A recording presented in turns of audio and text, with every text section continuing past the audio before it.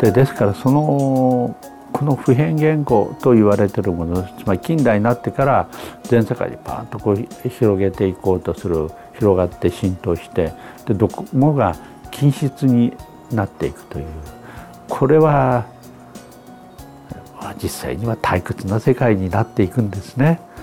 ですから例えば日本で、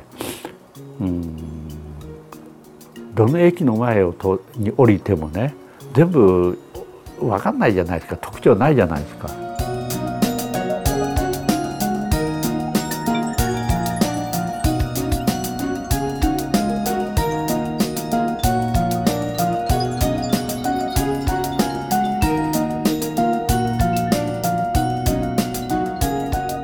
でこういうシフトがずっと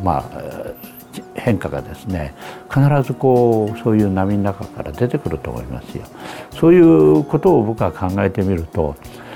一番僕はいいと思うのは、で僕自身もそうやろうと思ってるのは、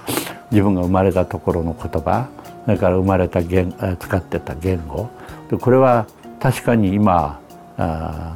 外国行ったらすぐには使えない、それから実際の設計の上でそういうものも簡単にはできない。だけどこれに固執してそれをどっか育てていく。